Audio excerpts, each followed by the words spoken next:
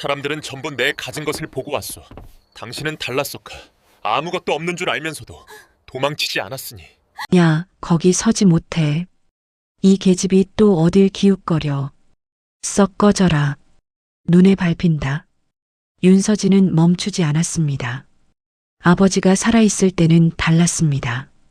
이 집 안 채 깊숙이 비단 이불 아래서 글을 읽고 자랐습니다. 아버지는 딸에게 글을 가르쳤고 이름을 불렀습니다. 서진아라고. 두 글자가 이토록 귀한 것인 줄은 그때 몰랐습니다.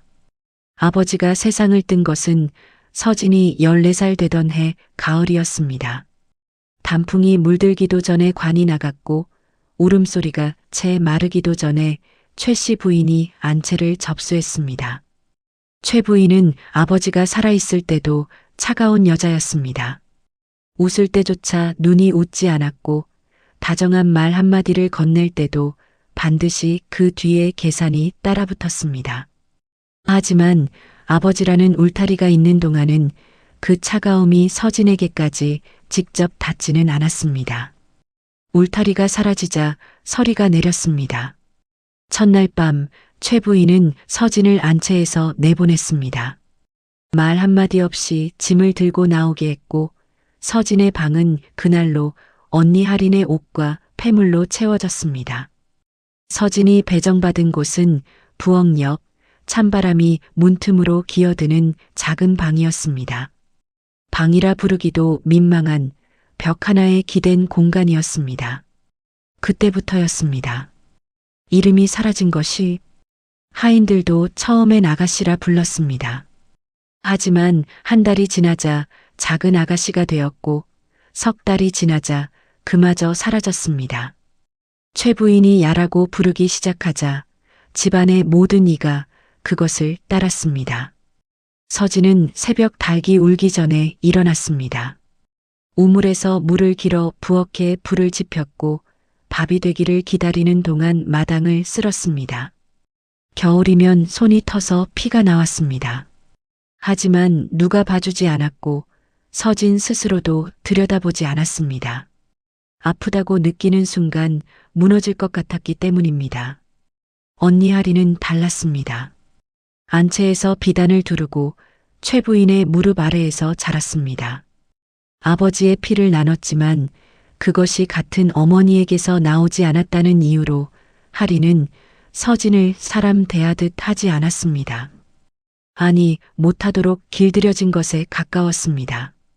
최 부인이 보는 앞에서 할인이 서진에게 다정하게 굴면 최 부인의 눈이 가늘어졌습니다.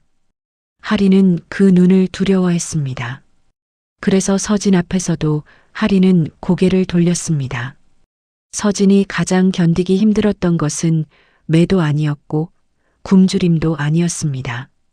사람들이 자신을 통과하듯 바라보는 시선이었습니다. 마치 그 자리에 사람이 아니라 빗자루 하나가 서 있는 것처럼. 말을 걸어도 대답하지 않고 쓰러져도 일으켜주지 않는 그 시선들이 가장 깊이 파고들었습니다. 5해가 그렇게 흘렀습니다. 서진은 눈물이 많은 아이에서 눈물을 삼키는 여자가 되었습니다.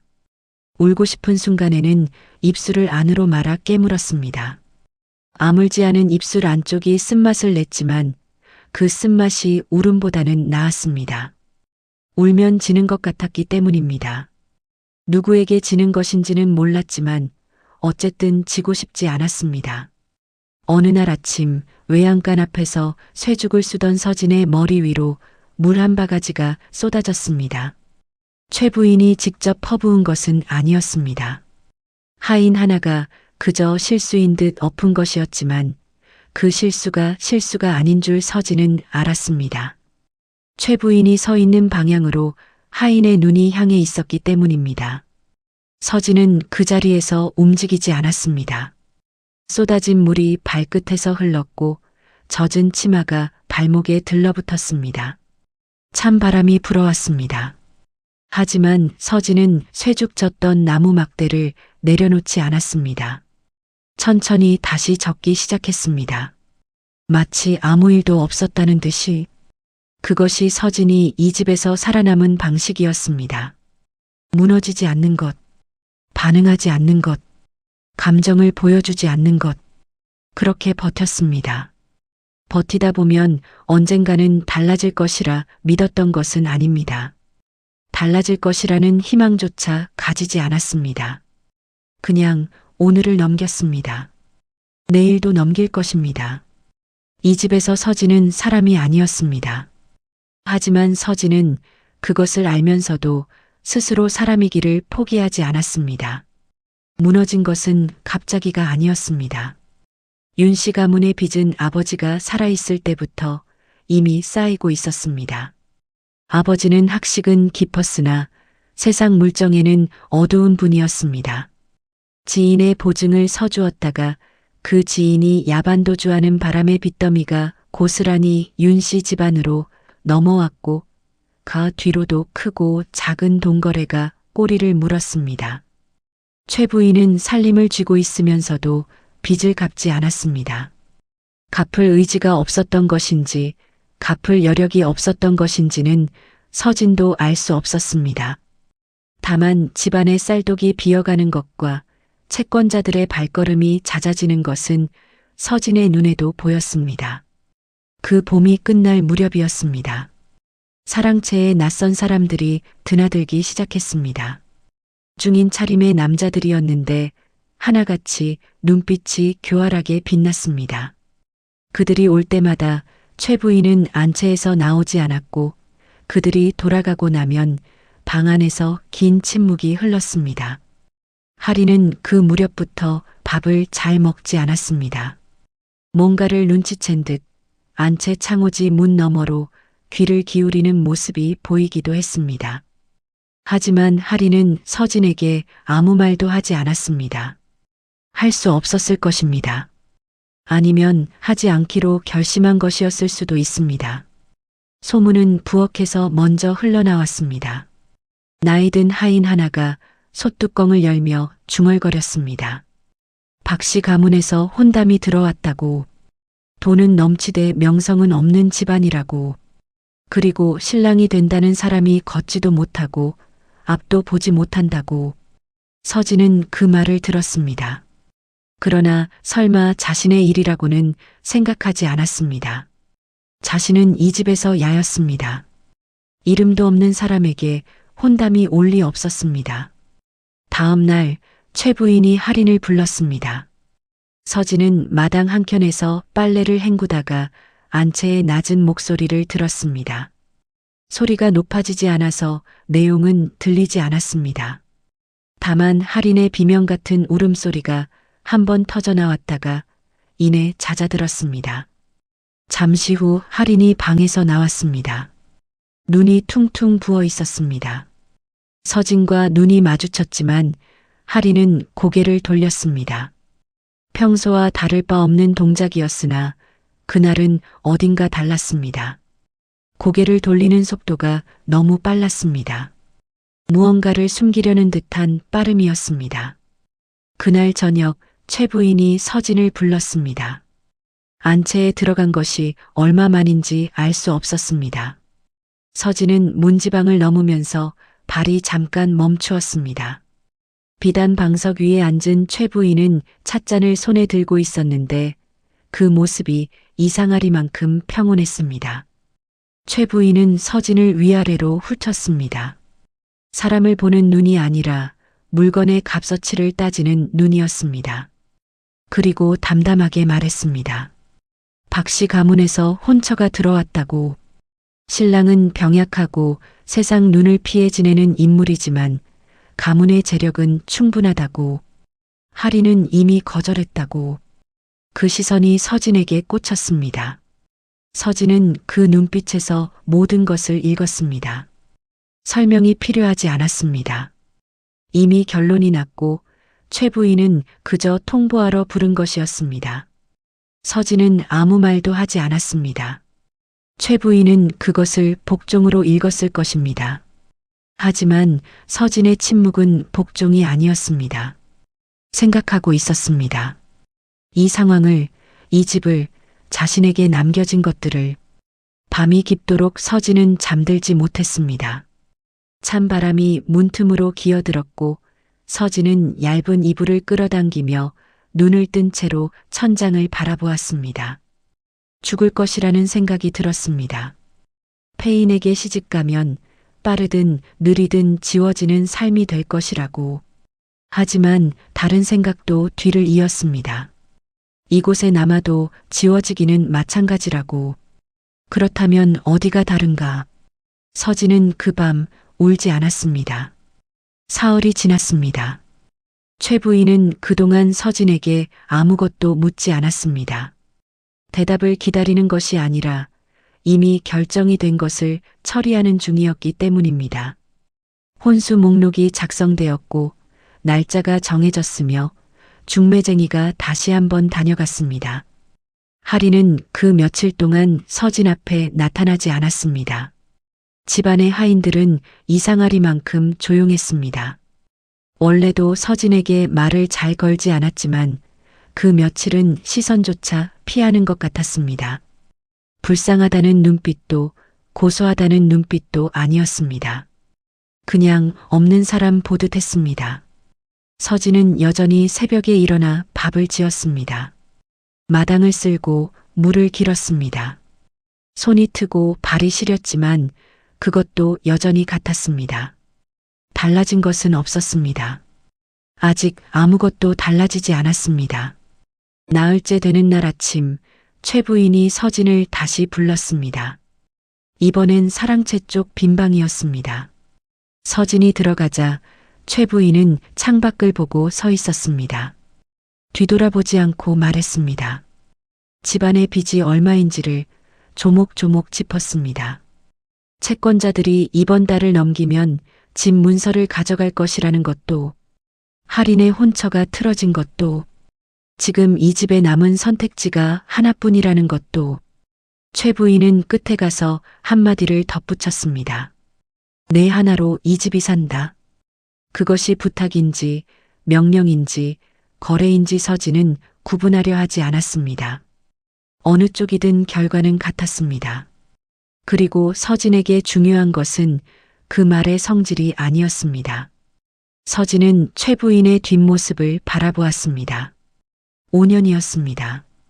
이 여자의 집에서 사람이 아닌 채로 살아온 시간이 이름 대신 야로 불리고 방 대신 부엌 옆 구석을 얻고 밥 대신 식은 것을 먹었습니다.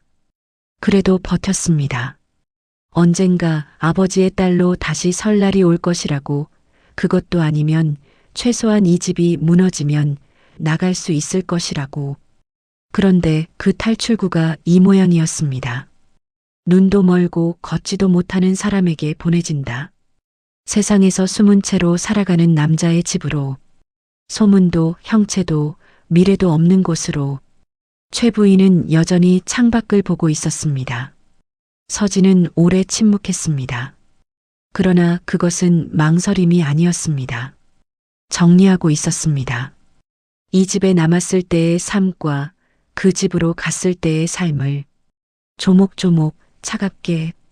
이 집에 남으면 빚쟁이들이 들이닥치고 집이 넘어가고 흩어질 것입니다.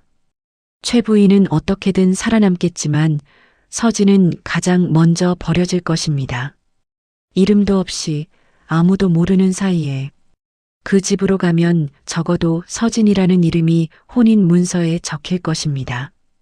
그것이 전부였습니다. 하지만 서진에게는 그것으로 충분했습니다. 제가 가겠습니다. 서진의 목소리는 떨리지 않았습니다. 최 부인이 처음으로 돌아보았습니다. 그 눈 안에 잠깐 무언가가 지나갔습니다.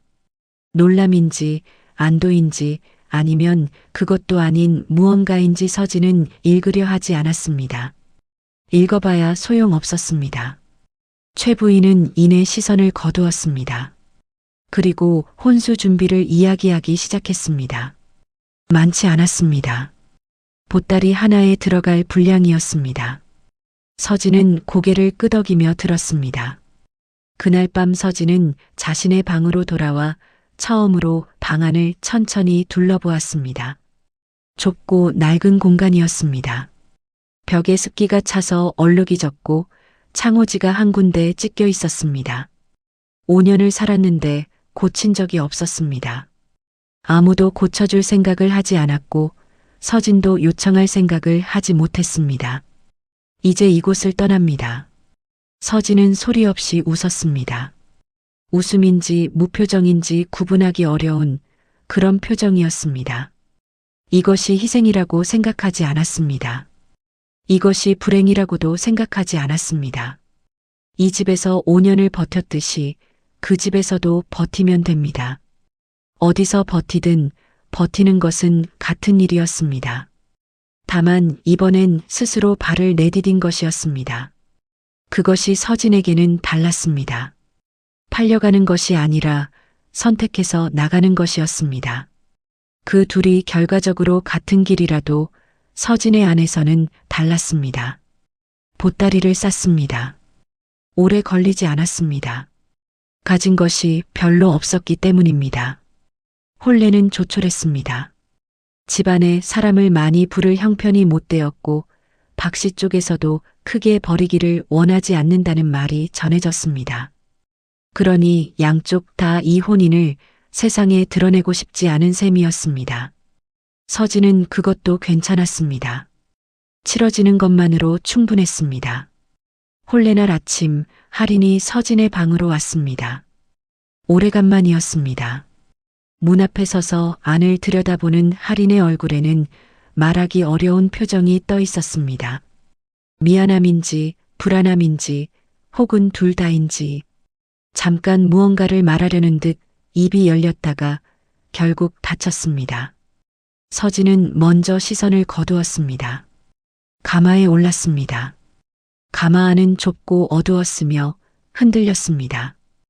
혼례복은 최 부인이 어디서 빌려온 것인지 품이 맞지 않았고 비녀가 무거워서 목이 뻐근했습니다. 그러나 서진은 꼿꼿이 앉아 있었습니다. 길은 멀었습니다. 박도겸의 집은 성방, 낮은 산을 등진 곳에 있었습니다. 사람들 사이에서 멀찍이 물러난 자리였습니다. 가마꾼들도 말이 없었고 일행도 많지 않았습니다. 가는 내내 바람 소리와 가마 흔들리는 소리만 났습니다. 서진은 가마 안에서 생각했습니다. 이것이 죽으러 가는 길일 수도 있다고. 폐인이라 불리는 남자의 집에 혼자 들어가는 것이 무엇을 뜻하는지 서진도 모르지는 않았습니다. 눈이 멀고 걷지도 못하는 사람이라면 그 집을 실제로 움직이는 것은 다른 누군가일 터입니다. 그 누군가가 어떤 인물인지에 따라 서진의 삶이 달라질 것이었습니다. 하지만 그것도 따져봤자 소용없는 일이었습니다. 이미 가마에 올랐고 가마는 움직이고 있었습니다. 서진은 생각을 멈추었습니다. 대신 가마 틈으로 보이는 바깥을 바라보았습니다. 처음 보는 길이었습니다. 그동안 집 안에만 갇혀 있었기 때문에 이 길이 있다는 것조차 몰랐습니다. 논두렁이 보이고 이름 모를 꽃들이 길 옆으로 피어 있었습니다. 바람이 풀을 흔들었습니다. 이상하게도 서진의 가슴이 조금 열리는 느낌이 들었습니다. 죽으러 가는 길에도 꽃은 피는 것이었습니다. 가마가 멈추었습니다. 목적지에 도착했습니다. 문 밖에서 가마발이 열렸을 때 서진의 눈에 처음 들어온 것은 기다리고 있는 하인들의 얼굴이었습니다. 예상하지 못한 것이 있었습니다. 그 얼굴들이 딱딱하지 않았습니다. 주름진 노하인 하나가 가마 앞에 허리를 굽혔습니다. 깊은 인사였습니다. 서진은 잠깐 멈추었습니다. 자신에게 이런 인사를 받아본 것이 아버지가 살아있을 때 이후로 처음이었습니다. 집 안으로 들어섰습니다. 대문을 지나자 마당이 나왔습니다. 윤 씨 집처럼 허름하지도 그렇다고 지나치게 번화하지도 않은 곳이었습니다. 조용했습니다. 큰 나무 한 그루가 마당 한가운데 서 있었고 그 아래 그늘이 넓게 드리워져 있었습니다. 서진은 그 나무를 한참 바라보았습니다. 오랫동안 아무도 손대지 않은 듯한 나무였습니다. 그러나 죽지 않고 서 있었습니다. 안채로 안내되었습니다. 방은 따뜻했습니다. 바닥에 온기가 돌았고 창호지가 새 것은 아니었지만 바람이 새지 않았습니다. 상이 들어왔는데 밥이 따뜻했습니다. 국도 식지 않았습니다. 서진은 밥 앞에 앉아서 한동안 움직이지 않았습니다. 따뜻한 밥이었습니다. 언제부터인지 모르게 오래도록 먹어보지 못한 것이었습니다. 당연한 것이 당연하지 않았던 세월이 있었고 그 세월이 얼마나 긴지를 지금 이 순간 새삼 깨달았습니다. 서진은 한술 뜨고 나서 고개를 들었습니다. 아직 신랑을 보지 못했습니다. 이 집에 와서 주인을 만나지 않은 채 밥부터 먹고 있었습니다. 그것이 이상한 것인지 이 집의 방식인지 알 수 없었습니다. 다만 한 가지는 알았습니다. 여기는 전 집과 다른 곳이었습니다. 박씨 집에서 사흘이 지났습니다. 서진은 그 사흘 동안 신랑의 얼굴을 보지 못했습니다. 병세가 깊어 바깥 출입을 삼가고 있다는 말이 전해졌습니다. 밥상은 날마다 들어왔고 늘 따뜻했습니다. 갈아입을 옷도 방 안에 놓여 있었습니다. 서진이 무언가를 요청하기 전에 미리 준비되어 있는 것이 대부분이었습니다. 이상한 집이었습니다. 무엇이 이상한지 처음엔 정확히 짚을 수 없었습니다. 하지만 닷새째 되던 날 아침 서진은 그것을 알아챘습니다. 하인들이 서진에게 존댓말을 쓰고 있었습니다. 윤 씨 집에서는 하인도 서진에게 반말을 했습니다. 최 부인이 그렇게 허용했기 때문입니다. 아니, 허용이 아니라 조장이었습니다. 그런데 이 집에서는 가장 나이 어린 하인 아이도 서진에게 마님이라 불렀습니다. 형식적인 호칭이라 할 수도 있었지만 그 말에 담긴 무게가 달랐습니다. 비어있지 않았습니다. 이른 아침 마당을 걷다가 마주친 노하인 하나가 물었습니다. 밤사이 불편하지 않으셨냐고, 더 필요한 것이 있으시면 말씀해 달라고. 그 말이 의례적인 인사인지 진심인지 서진은 가늠하려 했습니다. 하지만 판단이 서지 않았습니다. 진심처럼 들렸기 때문입니다. 서진은 조심스러웠습니다. 좋은 것에 익숙해지면 무너지기 쉽다는 것을 알고 있었습니다. 5년 동안 그 반대의 환경에서 살아왔기 때문에 서진은 좋은 것을 좋다고 바로 받아들이는 법을 잊어버렸습니다. 혹시 함정인가? 혹시 나중에 더 큰 것을 빼앗기 위한 준비인가? 그런 의심이 먼저 들었습니다. 하지만 닷새가 지나도 열흘이 지나도 이 집의 태도는 바뀌지 않았습니다. 시어머니는 달랐습니다. 박도겸의 어머니 되는 분은 말이 적고 표정이 굳어 있었습니다. 서진이 인사를 올리면 받기는 했으나 어떤 감정도 내비치지 않았습니다. 칭찬도 나무람도 질문도 없었습니다. 그저 바라보았습니다. 그 시선이 불편했습니다. 시어머니의 눈은 날카로웠습니다. 사람을 판단하는 눈이었습니다. 최 부인처럼 물건의 값어치를 따지는 눈과는 달랐습니다. 이 눈은 사람을 보고 있었는데 무엇을 보려는 것인지 알 수 없어서 더 불편했습니다. 서진은 시어머니 앞에서도 흐트러지지 않으려 했습니다. 익숙한 일이었습니다. 눈빛 앞에서 감정을 숨기는 것은 5년 동안 훈련해 온 것이었습니다. 그러나 이 시어머니의 시선은 그 감정을 숨기는 것 자체를 꿰뚫으려는 것처럼 느껴졌습니다. 마치 서진이 무엇을 감추고 있는지를 이미 알고 있다는 듯이. 열이틀째 되는 날 바깥채에서 인기척이 들렸습니다. 서진은 마당 쪽으로 나오다가 멈추었습니다. 저쪽 복도 끝에 사람이 있었습니다. 누군지 확인하기 전에 먼저 눈에 들어온 것은 그 사람이 혼자라는 것이었습니다. 그리고 서 있다는 것이었습니다. 멈추었습니다. 소문 속 박도겸은 걷지 못하는 사람이었습니다. 그런데 복도 끝에 선 그 사람은 서 있었습니다. 등을 보이고 있었기 때문에 얼굴은 보이지 않았습니다. 키가 컸습니다. 어깨가 넓었습니다. 허리를 굽히거나 기대지 않고 똑바로 서 있었습니다. 서진은 숨을 참았습니다. 그 사람이 천천히 움직이기 시작했습니다. 걸음이었습니다. 절름거리지도 벽을 짚지도 않은 그냥 걸음이었습니다. 서진은 그 자리에 굳었습니다. 눈이 없어도 보이는 것이 있었습니다. 그 걸음은 병자의 걸음이 아니었습니다. 신방은 조용했습니다. 서진은 그날 밤 복도에서 본 것을 입 밖으로 꺼내지 않았습니다. 꺼낼 곳도 꺼낼 이유도 없었습니다. 다만 그것을 보기 전과 후가 달라진 것은 있었습니다. 이 집 안에서 무언가가 감춰져 있다는 것을 이제는 알고 있었습니다. 신방에 처음 들었던 날 밤이 떠올랐습니다. 혼례 당일 서진은 신방에 혼자 앉아 있었습니다. 촛불이 흔들렸고 방 안이 넓어서 그 흔들림이 더 크게 느껴졌습니다. 얼마나 기다렸는지 모릅니다. 시간이 물처럼 흘러서 얼마가 지났는지 알 수 없었습니다. 그러다 문이 열렸습니다. 들어온 사람은 의외로 발소리가 없었습니다.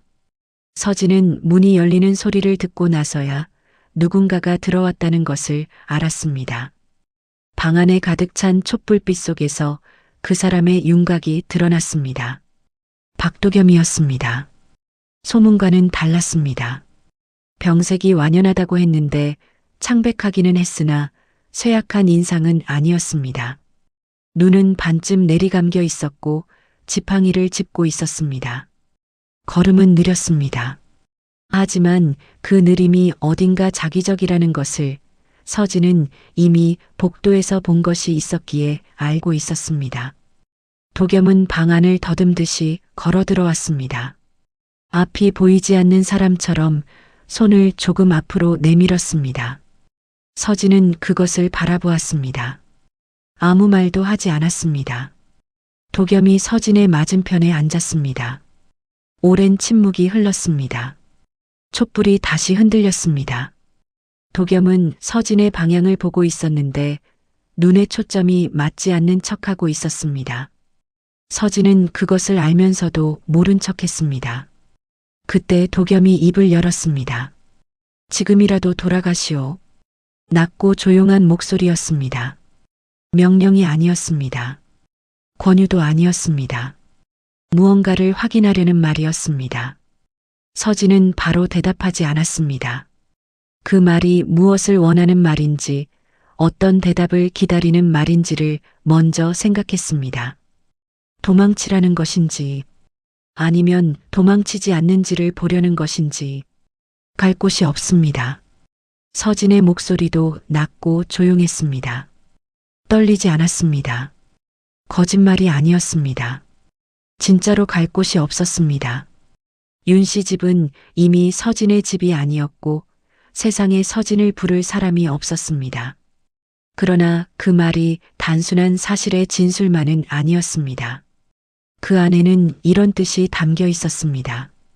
쫓아내지 않는 이상 나가지 않겠다는. 도겸은 아무 말도 하지 않았습니다. 서진도 더 말하지 않았습니다. 그날 밤 도겸은 오래 있다가 나갔습니다. 방을 나서는 걸음이 느렸습니다. 지팡이 소리가 복도에서 멀어졌습니다. 서진은 그 소리가 완전히 사라질 때까지 앉아 있었습니다.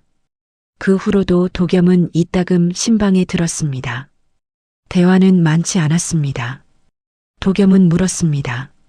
잠은 잘 잤는지, 식사는 괜찮은지, 부족한 것은 없는지.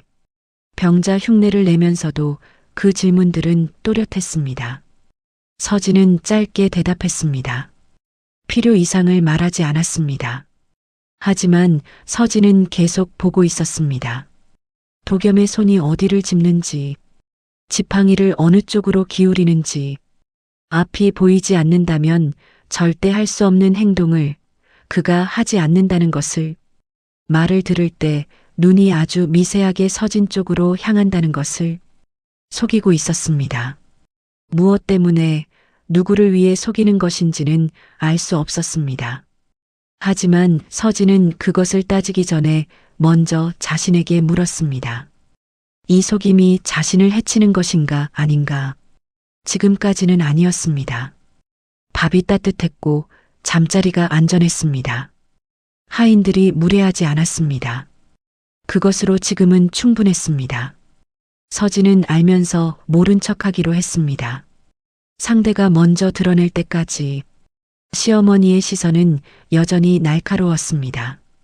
어느 날 아침 식사 자리에서 시어머니가 처음으로 서진에게 말을 걸었습니다. 어디서 자랐는지, 글을 읽을 줄 아는지, 부엌 일은 해보았는지. 질문들이 짧고 건조했습니다. 서진은 하나하나 사실대로 대답했습니다. 과장하지도 줄이지도 않았습니다. 시어머니는 마지막 대답을 듣고 나서 잠깐 서진을 바라보았습니다.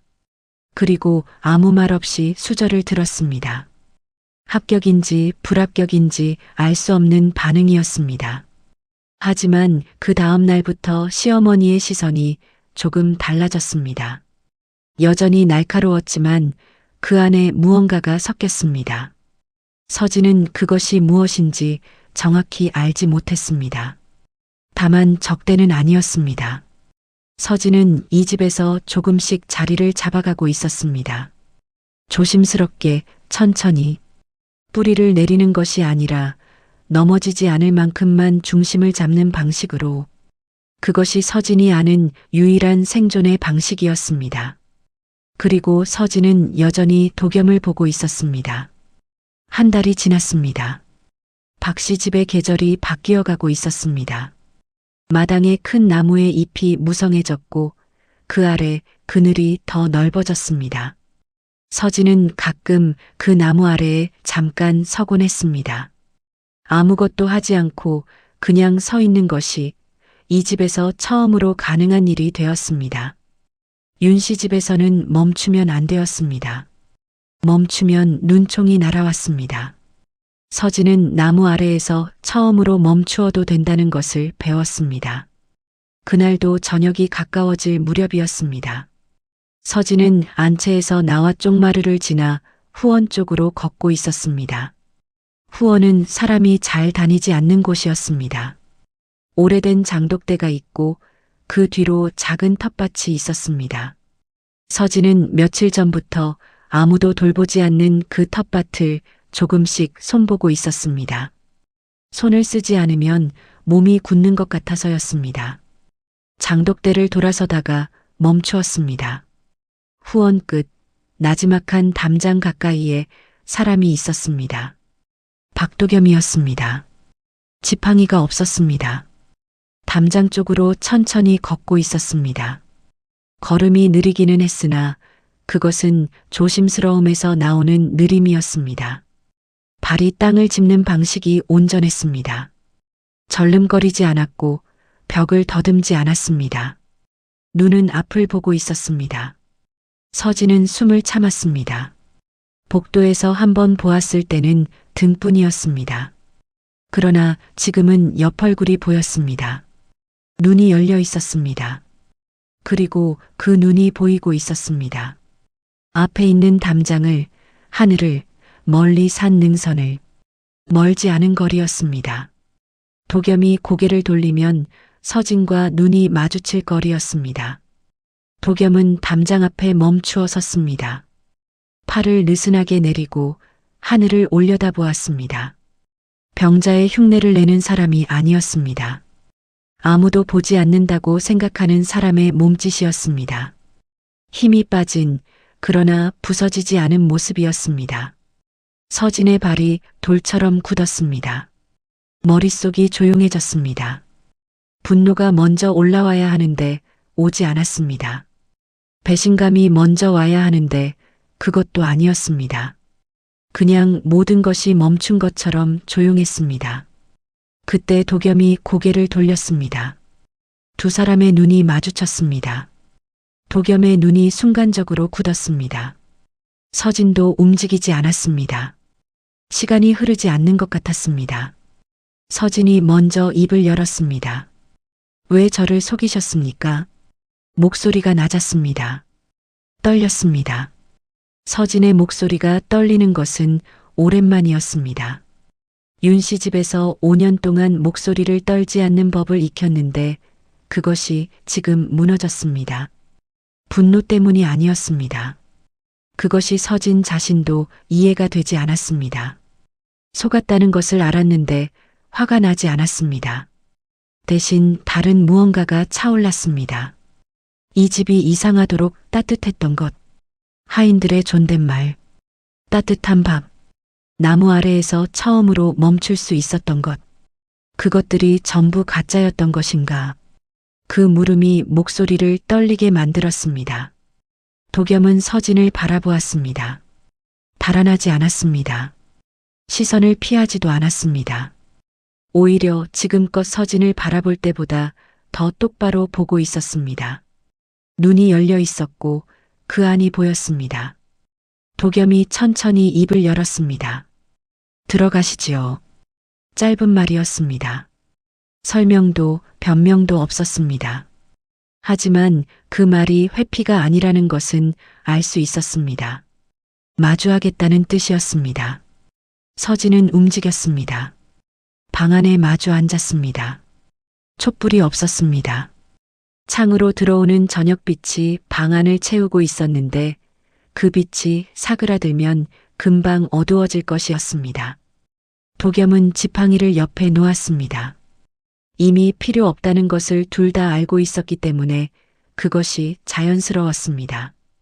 도겸이 먼저 말했습니다. 어렸을 때부터였다고 했습니다.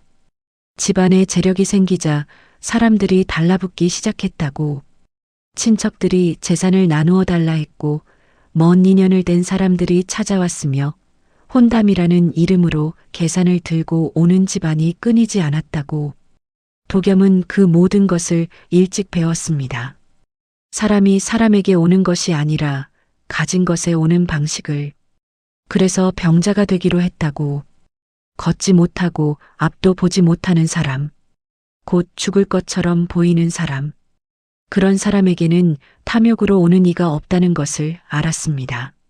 오는 사람이 있다면 그것은 진짜 이유가 있는 사람이거나 진짜 절박한 사람이거나 혹은 그것도 아니면 진짜 다른 사람이거나. 도겸은 거기서 잠깐 멈추었습니다. 그리고 말했습니다. 당신은 처음으로 떠나지 않은 사람이요. 신방에서 돌아가라 했을 때 서진은 갈 곳이 없다고 했습니다. 그것이 거짓이 아닌 줄 알았다고 했습니다. 갈 곳이 있는 사람의 말이 아니었다고. 하지만 그것만이 아니었다고도 했습니다. 서진은 그 뒤로도 이상한 낌새를 채웠을 터인데 따지지 않았다고. 폭로하지 않았다고. 그냥 있었다고. 오래 살면서 그런 사람을 본 적이 없었다고 도겸은 말했습니다. 서진은 그 말을 들으면서 창 밖을 보았습니다. 빛이 거의 다 사그라들었습니다. 방 안이 어두워지고 있었습니다. 속은 것이 맞았습니다. 병자가 아닌 사람에게 시집 온 것도 맞았습니다. 하지만 이상하게도 분노가 가라앉아 있었습니다. 도겸이 거짓을 꾸민 대상이 서진이 아니었다는 것을 알았습니다. 세상을 향한 거짓이었고 서진은 그 세상의 일부로 끼어들었던 것뿐이었습니다. 그리고 한 가지를 더 알았습니다. 이 집의 따뜻함이 가짜가 아니었다는 것을. 밥이 따뜻했던 것, 하인들이 존댓말을 한 것, 서진이 후원해서 멈출 수 있었던 것이 도겸의 거짓과는 별개의 것이었다는 것을.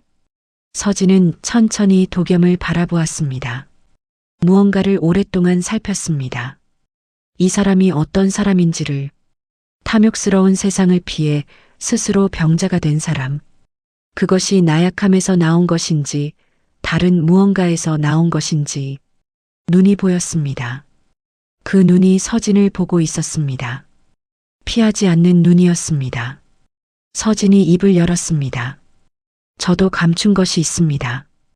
도겸의 눈이 조금 달라졌습니다. 서진은 말했습니다. 자신이 이 집에 온 것이 희생이 아니었다고, 선택이었다고, 탈출이었다고. 그 전 집에서 5년 동안 사람이 아닌 채로 살았다는 것을, 이름 대신 야로 불렸다는 것을, 그리고 그럼에도 울지 않았다는 것을 도겸은 아무 말도 하지 않았습니다. 하지만 그 침묵이 외면이 아니었습니다. 듣고 있는 침묵이었습니다. 처음으로 서진의 말이 공중에 흩어지지 않고 어딘가에 닿는 느낌이었습니다. 서진은 마지막으로 말했습니다. 갈 곳이 없다고 했던 것은 사실이지만 가고 싶지 않았던 것도 사실이라고. 이 집이 처음으로 사람처럼 대해주었기 때문이라고. 그 말이 끝나자 방 안에 어둠이 완전히 내렸습니다. 도겸이 일어나 촛불을 켰습니다. 지팡이 없이 망설임 없이 걸어서 불을 켜고 돌아와 앉았습니다. 두 사람 사이에 촛불 하나가 놓였습니다. 그 불이 흔들렸습니다. 하지만 꺼지지 않았습니다. 서진은 그날 처음으로 이 집에서 존중받는 것이 무엇인지를 알았습니다.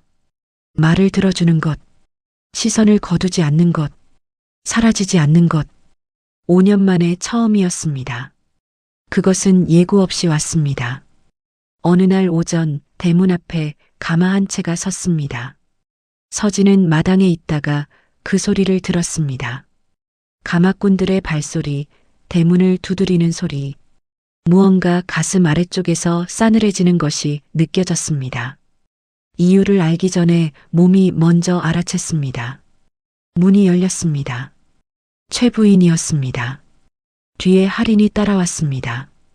할인은 고개를 숙이고 있었습니다. 최 부인은 그렇지 않았습니다. 대문을 들어서면서 집안을 훑어보는 눈이 이미 계산을 하고 있었습니다. 서진은 움직이지 않았습니다. 최 부인이 서진을 보았습니다. 잠깐 눈이 마주쳤습니다. 최 부인의 표정이 달라지지 않았습니다. 5년 전과 같은 얼굴이었습니다. 달라진 것이 없었습니다. 사랑채로 안내되었습니다. 차를 내왔습니다. 하인이 물러나자 최 부인이 입을 열었습니다. 목소리가 낮고 부드러웠습니다. 이 부드러움이 얼마나 위험한 것인지 서진은 5년 동안 배웠습니다. 집안 이야기를 했습니다.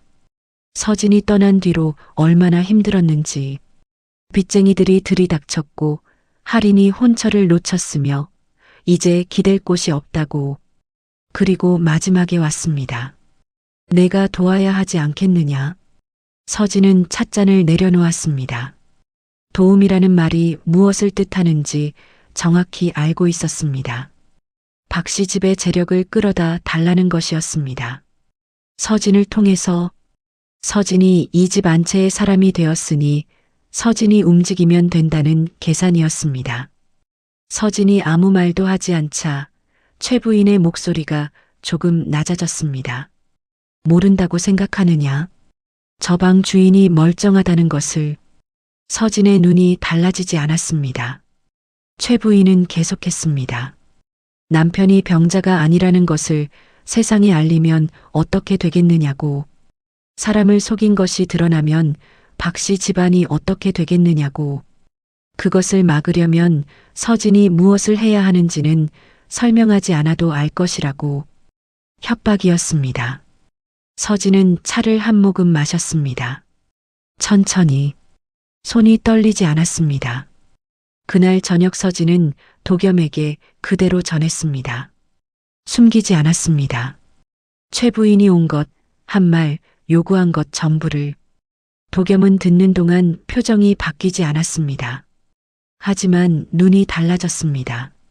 조용하고 차가워지는 눈이었습니다. 서진은 그 눈을 처음 보았습니다. 이 사람이 세상으로부터 스스로를 숨긴 것이 두려움이 아니라 선택이었다는 것을 지금 그 눈에서 다시 확인했습니다. 도겸이 움직이기 시작했습니다. 먼저 집안의 오래된 하인 하나를 불렀습니다. 그 하인은 오래전부터 박씨 집의 모든 거래를 기록해온 사람이었습니다. 두꺼운 장부가 나왔습니다. 도겸은 그것을 펼쳤습니다. 윤씨 집안과 이어진 혼담이 성사되기까지의 과정이 기록되어 있었습니다. 중매쟁이를 통한 접촉, 빚의 규모, 서진이 혼담에 오르게 된 경위. 그것이 전부 기록되어 있었습니다. 도겸은 처음부터 알고 있었던 것이었습니다. 서진이 어떤 집에서 왔는지를, 어떤 사정으로 왔는지를. 다음으로 도겸은 사람을 내보냈습니다. 밖으로 나간 사람이 며칠 뒤 돌아왔을 때 손에 문서 한 묶음을 들고 왔습니다. 윤 씨 집안의 빚 기록이었습니다. 채권자들의 이름, 금액, 날짜, 그리고 그 빚의 일부가 실제로는 최 부인이 만들어낸 것이라는 증거들이었습니다. 아버지의 이름으로 빌린 돈들 중에 아버지가 죽은 이후에 최 부인의 손으로 빠져나간 것들이 있었습니다. 빚을 갚은 것이 아니라 다른 곳으로 흘러들어간 것이었습니다. 그뿐이 아니었습니다. 서진이 윤 씨 집에 있었던 5년, 하인으로도 부르기 어려운 방식으로 다루어진 것들, 그것을 보고 들은 사람들이 있었습니다. 이웃집 하인, 지나다니던 장수, 이따금 심부름을 다녀갔던 아이들, 그들의 증언이 조용히 모아졌습니다. 도겸은 그것을 서진에게 보여주었습니다. 서진은 그 문서들을 천천히 들여다보았습니다. 읽다가 손이 조금 떨렸습니다. 자신도 몰랐던 것들이 적혀 있었습니다. 자신이 당한 일들이 다른 사람의 눈에 어떻게 보였는지를, 그것이 글자로 쓰여 있으니 이제야 그것이 사실이었음을 확인하는 것 같았습니다. 다음은 당신이 결정하시오. 도겸의 말이었습니다. 서진은 문서를 내려놓았습니다. 그리고 잠깐 눈을 감았습니다. 이제 싸울 수 있었습니다.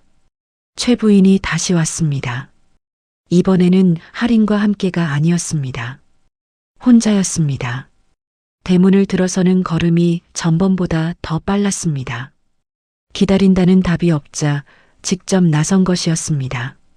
얼굴에 조급함이 번져 있었지만 그것을 감추려는 표정이 그 위를 덮고 있었습니다. 사랑채로 들어온 최 부인은 자리에 앉기도 전에 말을 꺼냈습니다. 생각해 보았느냐고. 이 일을 조용히 끝낼 수 있는 방법이 있다고.